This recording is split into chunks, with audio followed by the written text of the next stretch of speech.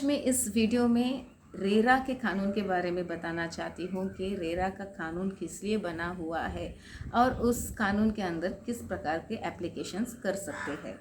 ये basically RERA का जो फुल फॉर्म है वो है real estate regulations act. Real estate में जो रेगुलेट होना चाहिए उसके कुछ रेगुलेशंस के बारे में ये कानून बताता है। मेनली इसमें कुछ प्रावधान जो है वो फ्लैट परचेज़र के लिए है। जो फ्लैट परचेसर कोई भी अगर बिल्डर से फ्लैट खरीदी करते हैं और बिल्डर टाइम पे डिलीवर नहीं करता है फ्लैट को, तो उसमें क्या रेमेडी है इसके बारे में एक कानून बताता है। ये कानून बनाने का मेन इंटेंशन ये है कि फ्लैट परचेसर को प्रोटेक्ट करे बिल्डरों से, क्योंकि बिल्डर जब एग्रीमेंट बनाते थे, जब ये कानून 2016 से लागू हुआ है, उससे पहले जब भी बिल्डर्स एग्रीमेंट बनाते थे तो ज़्यादातर जो है वो एग्रीमेंट बिल्डर के फेवर में होता था और कुछ क्लॉज ऑफ एग्रीमेंट जो है वो फ्लैट परचेसर के फेवर में होता था। तो इससे क्या हो रहा था, अगर फ्लैट परचेसर को अगर बिल्डर कोई गलत काम करता है और उनको बिल्डर के खिलाफ कंप्लेंट फाइल करना है तो कुछ प्रॉब्लम्स फ्लैट परचेसर को आता था, लीगल प्रॉब्लम, जिससे वो बिल्डर को फाइट नहीं कर सकता था। और एक रीज़न जो है, फ्लैट परचेसर जो है वो उतने कैपेबल नहीं रहते हैं कि बिल्डर जैसे जायंट से वो लड़ पाए, क्योंकि फ्लैट परचेसर एक छोटा सा फ्लैट खरीदते हैं जबकि बिल्डर के पास लैंड और बिल्डिंग और अथॉरिटीज़ और मनी और पावर सब कुछ होता है। तो फ्लैट परचेसर का हमेशा एक डर लगा रहता था कि क्या मैं इस बिल्डर के खिलाफ जा सकता हूँ, क्या मैं बिल्डर से कोई जो मेरा जो हक है वो मैं मांग सकता हूँ। और जब उन लोग मांगते भी थे तो काफ़ी बिल्डर जो है फ्लैट परचेसर को लॉस में डाले हैं या उनका जो मांग को पूरी तरह से उनको दिया नहीं है।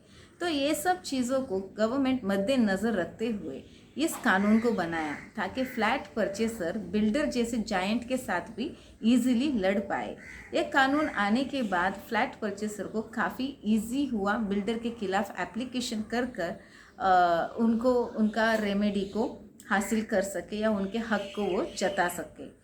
तो ऐसे कुछ प्रोविजंस जो रेरा में है वही मैं इसमें बताना चाहती हूँ, जो काफ़ी लोगों को प्रॉब्लम्स होता है, इन जनरल प्रॉब्लम। सिर्फ एक या दो एग्जाम्पल इस वीडियो में मैं बताना चाहती हूँ कि ये किस प्रकार के प्रॉब्लम में ज़्यादातर डील करता है। एक तो वो प्रॉब्लम है जिसमें बिल्डर जो है एक समय दिया रहता है कि मैं इस तारीख को मैं इस फ्लैट को डिलीवर करूँगा।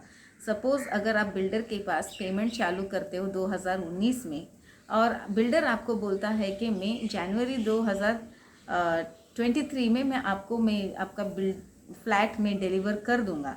प्रिज्यूम वो बिल्डर जनवरी 2023 में आपको फ्लैट डिलीवर नहीं करता है, तो क्या?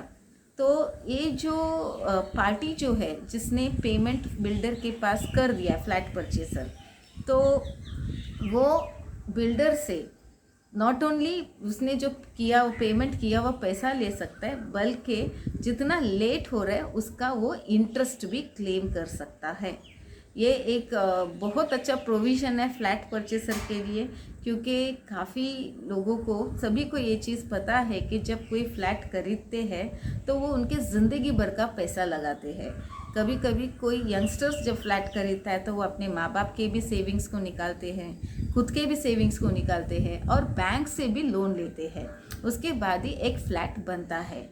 तो जब भी कोई फ्लैट खरीदते हैं, भले वो पुअर हो या मिडिल क्लास हो या अपर मिडिल क्लास हो, मगर डेफिनेटली उनको फ्लैट खरीदने के टाइम एक प्रकार का सेविंग या बहुत मेहनत करने के बाद ही किसी को फ्लैट हासिल होता है। अनलेस एंड अनटिल कोई बहुत ही ज़्यादा रिच हो तो ही उनको फ्लैट इजीली मिलता है। तो इस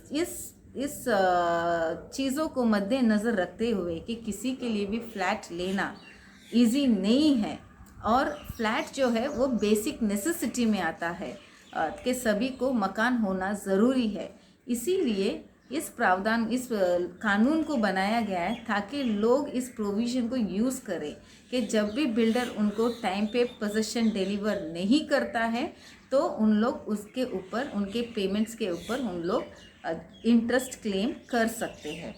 सिर्फ वही नहीं, जब भी बिल्डर उनको कोई भी फ्लैट लेआउट के हिसाब से नहीं बना के देता है, तभी भी फ्लैट परचेसर उनके खिलाफ केस दाखिल कर सकते हैं और उनको उनसे उस प्रकार के फ्लैट बनवा के ले सकते हैं, या तो उन लोग उनके पेमेंट वापस ले सकते हैं, या तो उस फ्लैट नहीं डील करने का भी कैंसलेशंस भी कर सकते हैं। ये भी एक प्रोविजंस है। और एक प्रोविज़न जो है वो है कि आप कॉम्पनसेशन भी क्लेम कर सकते हो। देखिए, मैं इसमें इंटरेस्ट और कॉम्पनसेशन ये दोनों अलग अलग बात है।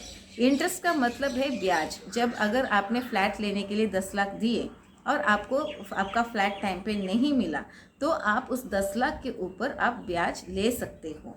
मगर अगर आपको बहुत ज़्यादा तकलीफ हुआ, आप कॉम्पनसेशन भी क्लेम करना चाहते हो, तो कुछ प्रोविजंस में कॉम्पनसेशन भी आप क्लेम कर सकते हो।